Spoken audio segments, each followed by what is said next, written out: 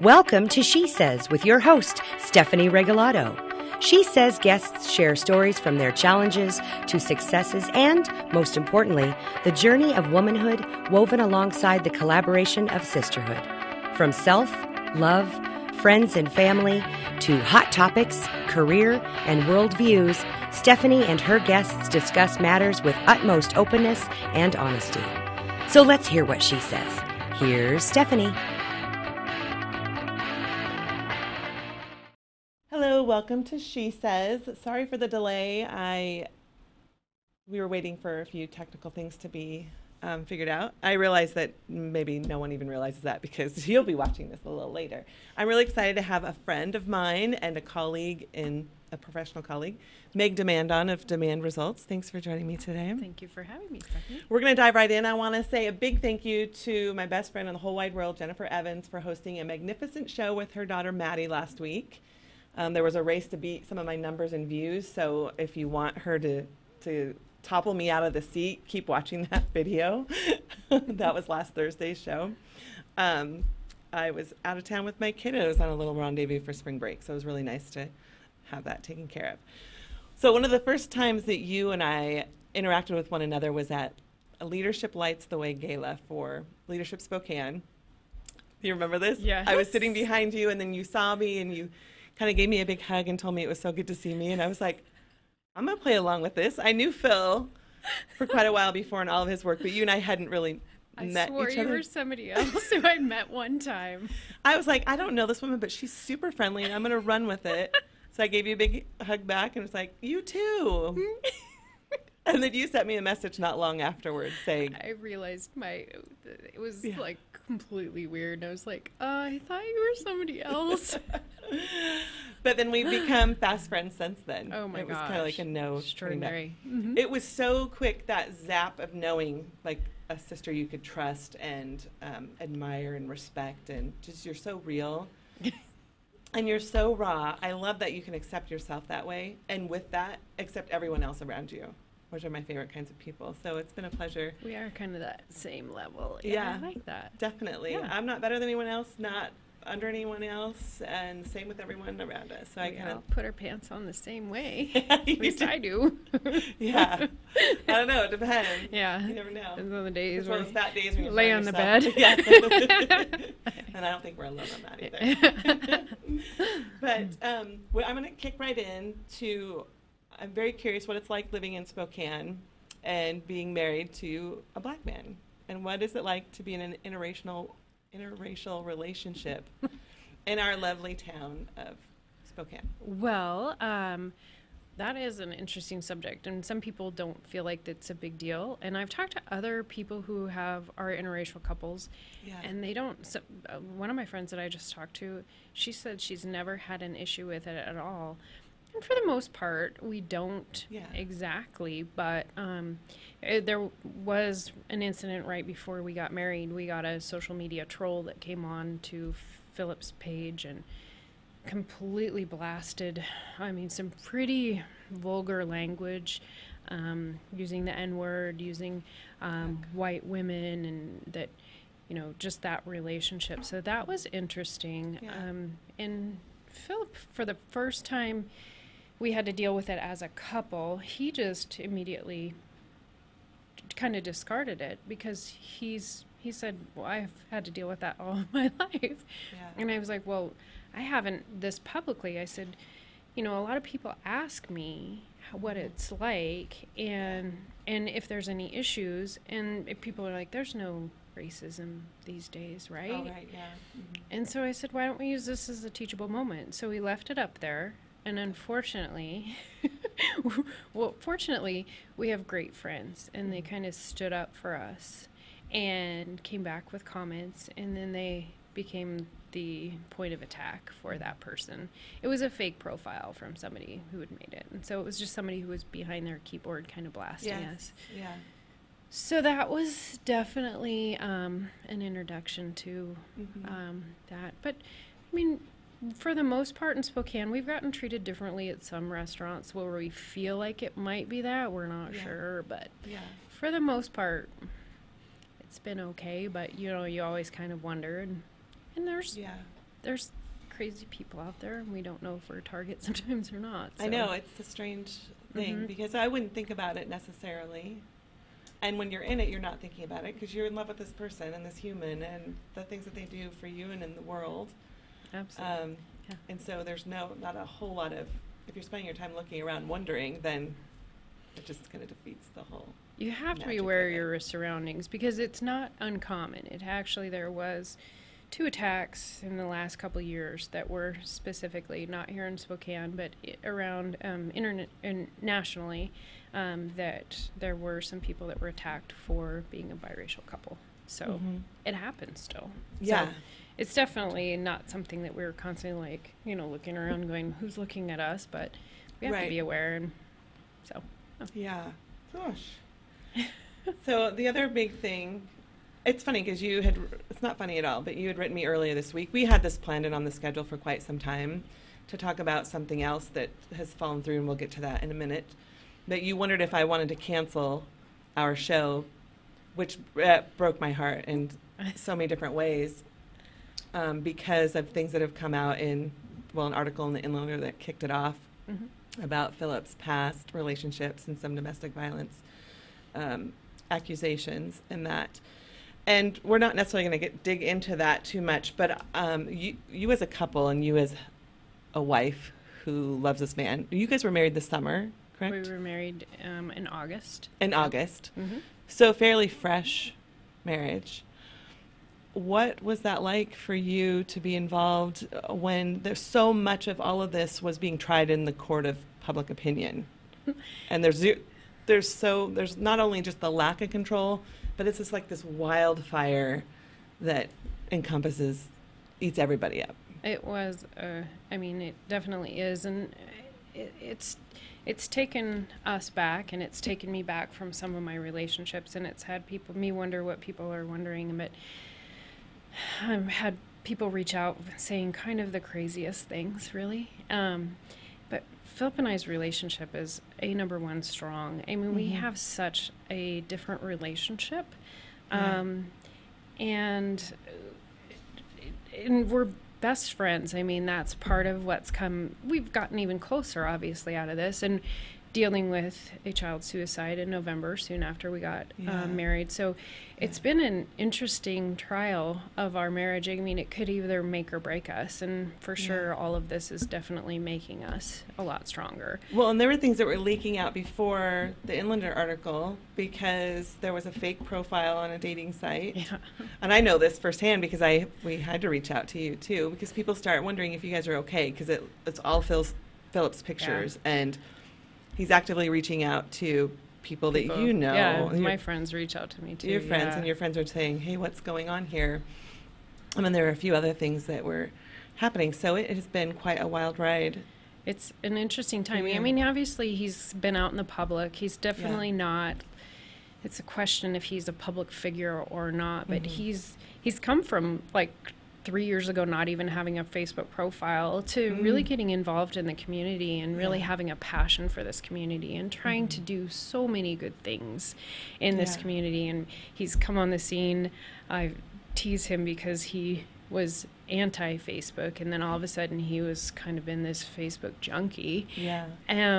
Which is a blessing and a curse all at the same time, because then you get people who would like to either destroy him, and who knows what the backings for people to do something like that, whether it's rumors of him being involved in politics, who he's friends with. I mean, there's a lot of different things we can think of that are going on in the background why people would want to destroy him. But and it's sad because people have wanted to reach out and destroy us for no reason at all. Well, what's sad is to me is that I've known of Phil since he's been on Facebook, I guess, 2 to 3 years. And it's really because of the amazing work that he's done in our community. Just totally steadfast about improving the lives of anyone and everyone in the community, and the understanding of racial relations as well, and how we support. Bringing awareness. I mean, I get to be with him quite a bit of the time, but what people have seen on Facebook and the awareness that he's brought to certain people in the community that wouldn't or normally have a voice.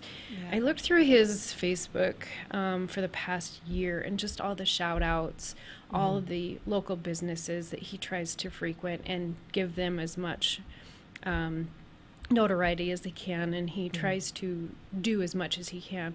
Plus all of the groups, like the Gonzaga, we attend a lot of the functions for groups that I wouldn't have normally not even thought of. The Black Student Union, the Latino community. I mean, we've done all of those things, and whenever we're at those functions, he wants to make sure that that's getting out to his followers, because he does appreciate that he has a base and that he has a voice for people. Even one more example, last year we saw on KXLY that the veterans, one of the veterans, where they have a food locker, they had no food in there at all, and they had come on and kind of had a call to action. In 10 days, Philip had $2,500 that we took. A group of people, I mean, we basically kind of got some money together and took it there. We brought a news crew with us and did some awareness around there. Some donations came in after that. So here's a voice in the community that we are feeding veterans here in the community. I mean, and not we, but he's gathered all of these people together so we can actually go out and do something for a group in the community that really needs food. And that's where some of the veterans get their food from. And so for us to be able to provide a larger locker even for them, because they had so many donations, they needed to get a bigger locker. So really fun stories. It's just sad that on the back end of some of the news that people want to take that voice out of the community.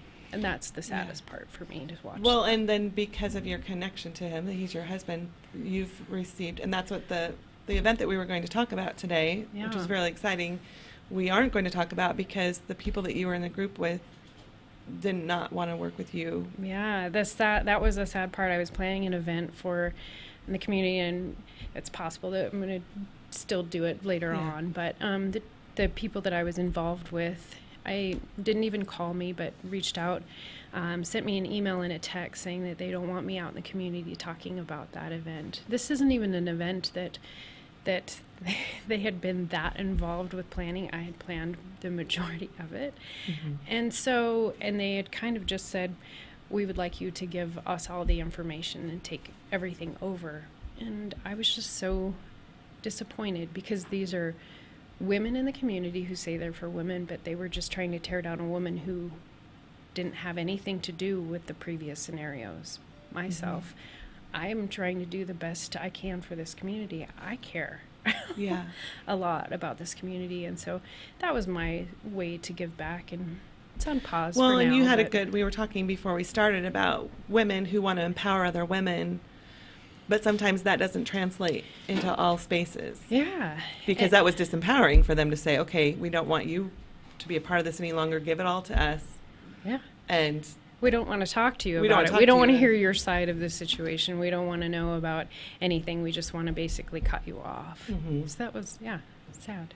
Well, and I mean, it was just an odd time, too, because I had put a note on Facebook of support of you and Phil. A support as in, I mean, the article and everything that came out in that whole storm was really difficult. It's silly for me to say really difficult, because I wasn't in your spot or in Philip's spot, or the the ladies who were in the article. All of those things, everyone had pain involved in that situation.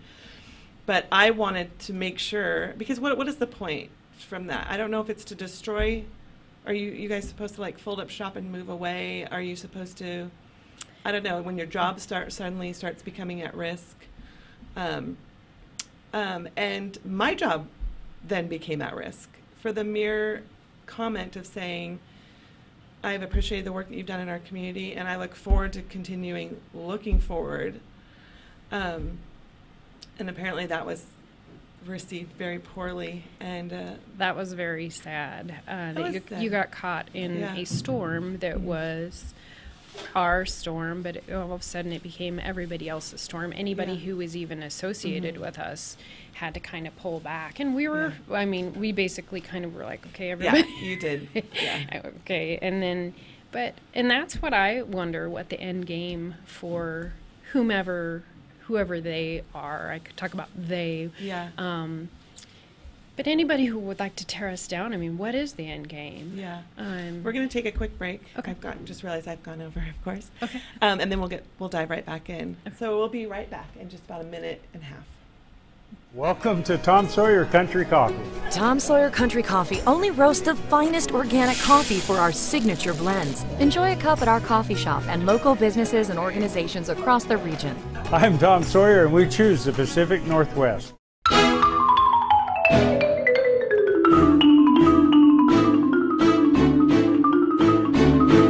Last year alone, Avista customers saved over 53 million kilowatt hours of energy.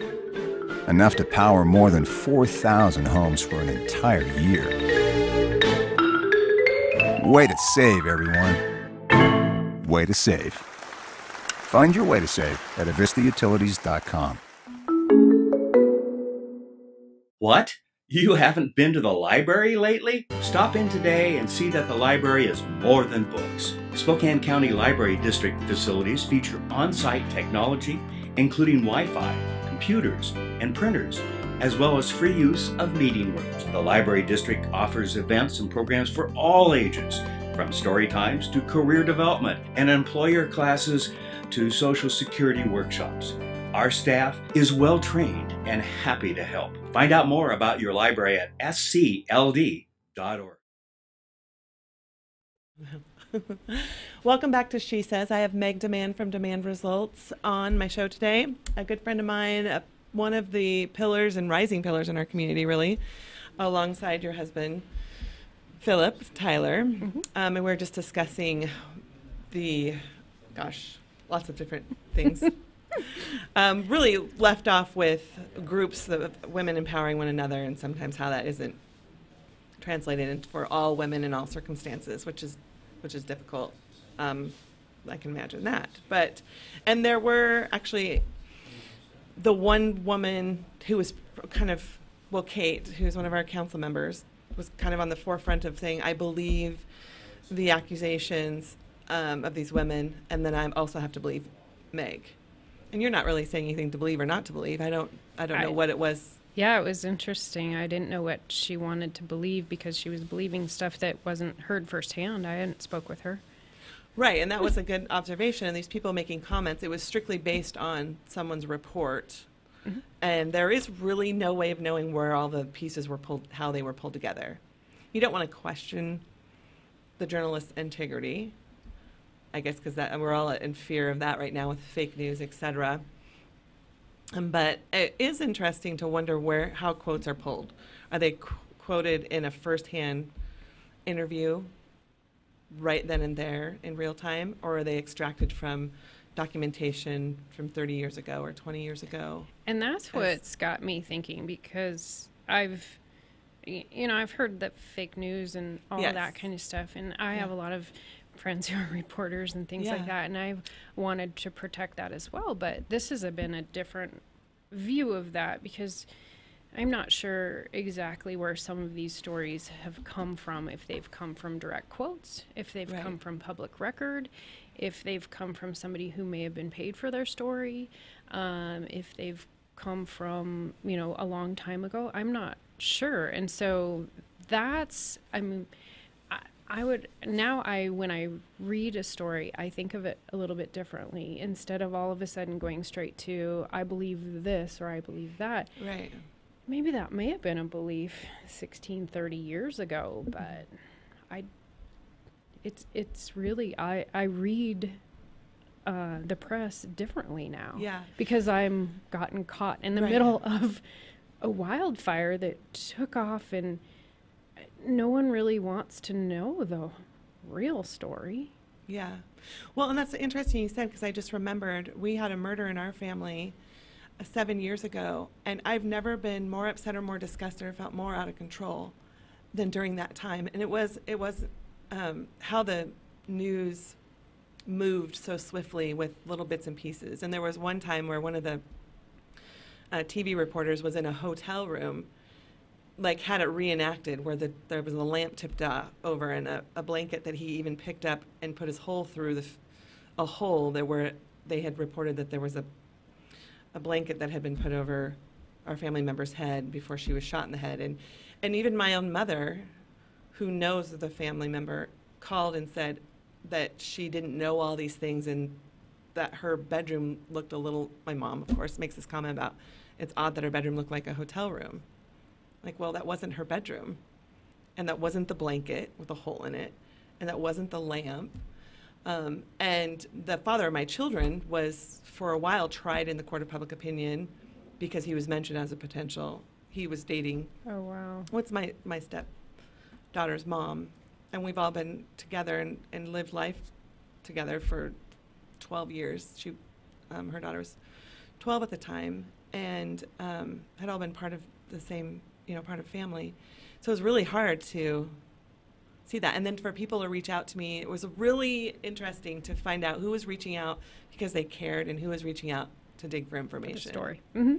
To get more of the story, to be in the know so they can share with others. Because people have this, and Jen Evans and I were talking about the other day because she had an uncle who passed away, and she found out on Facebook because someone posted on Facebook so fast before the rest of the family was notified. And there's just this urgency for people to share information, to kind of be a lead in that, and it gets us in a very dangerous space. Yeah. And I thought after the article came out, and I didn't even want to focus on this today, but it was shocking to me how every single person had to make a statement. I mean, they were demanding, where is this, all the city council members, why aren't they making a comment on that? And I don't understand why they would have to make a comment on that in the first place. Yeah.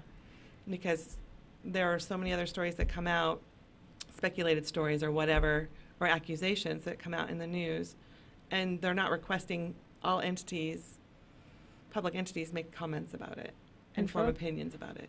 And FOP's not even a public entity. Right.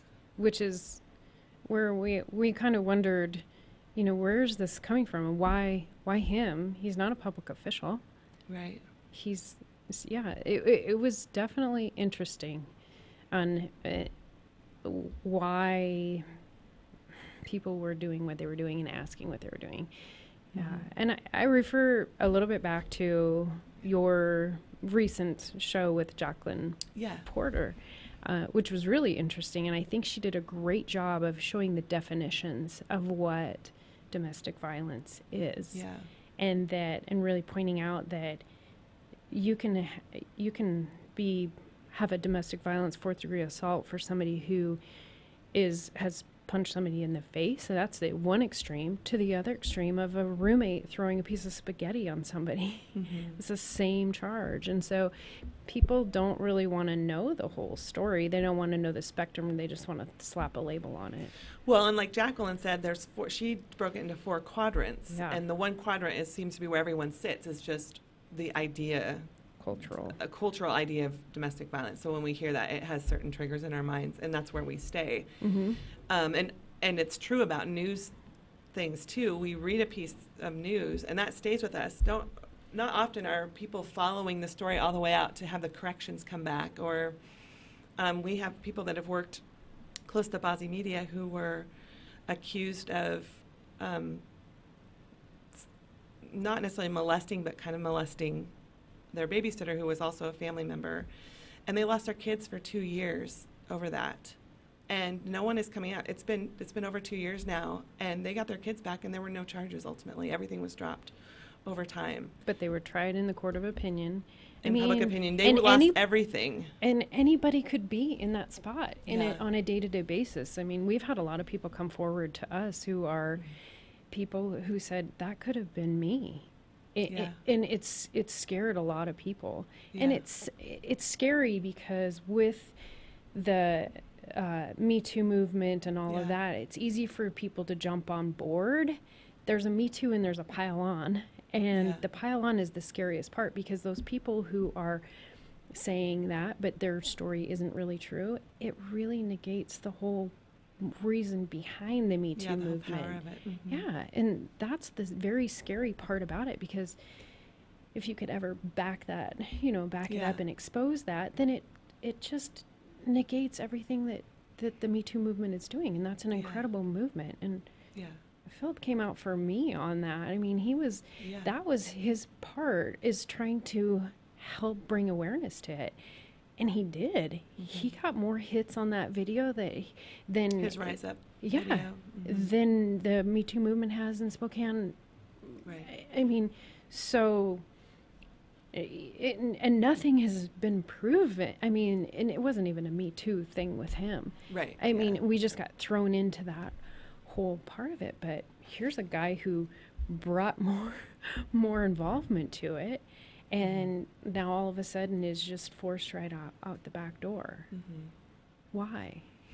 Well, why is a good question. But the turning on the tables, it reminds me of, I had Deborah Wild on as a guest when I had She Says as a radio show several years ago. Mm-hmm. And I don't know if you know her story, but she reported the news all day long every day, and it really didn't hit her until she was on the receiving end of it, where she was found in a creek.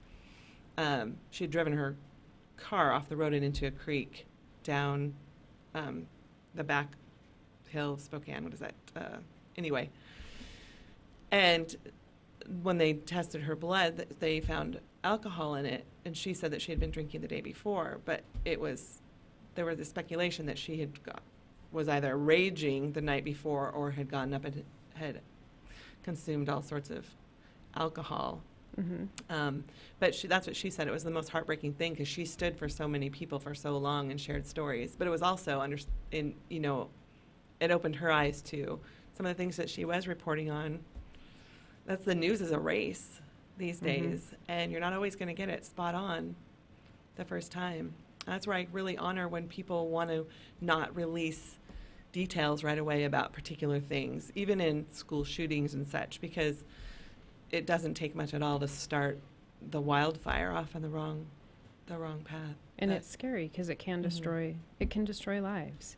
Yeah. I mean, it's discredited, and it's made us really think twice about how much we want to get involved now, which is sad, because we want to be, pillars in our community. We want to do things, and so, but we'll still do good things. Yeah, we're still. You guys can't help it. I mean, it's just one of those. It's the rise up every time. I mean, even if everything, the magnitude of what it was every word was true as it was written and spoken and shared. And I mean, where do you go from there after 20 or 30 years of doing other things and other work and I know it's hard, and that's what Jacqueline was mentioning during my program with her, is that when you hear news reports of this, don't jump to those conclusions, because we don't even know the story, and we never will. And it's not to say who to believe, who not to believe. It's to take a step back and not leap right into it with an opinion in it and your stance on it, because then it's pretty hard. It's like concrete. Can't get out of it very easly.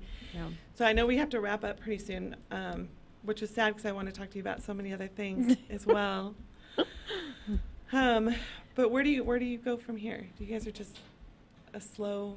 We are going to a slow climb back up, and just looking at what we really want to focus on. Yeah. I think what this has taught us as well is, let's figure out what we've been kind of wasting our time on, and where do we want to really go, and how can we impact at the greatest potential. Yeah. And so that's what we're doing. And I mean, Phil and I are just going to be out there doing what we do. I mean, there's no agenda behind it. It's just, we're going to still be the people who we were 3 weeks ago, 1 month ago, 2 months ago. We're still those people. Yeah. So, and we're going to still try and make Spokane our home. Yeah. Hopefully. Yes. Well, I definitely want you guys to stay here. So thank you for your time, Meg, for sharing your Thank you for letting me talk, too. Absolutely. I think it's important for all of us to have a voice, and I'm wide open for ideas for other people who'd like to have a voice and come on and speak as well. As Jen said in our first show, it's all about Jen today. It's Megan and Jen. But Jen said that she knows of me that I can sit with anyone and have any kind of conversation with that person. So I definitely welcome those thoughts and ideas, you can message me on Facebook. There's other ways. You can track me down, Google me, do the show. But thank you so much for watching, and we will see you again next week. She Says is produced in Spokane, Washington by SpokaneTalksOnline.com, which is solely responsible for its content.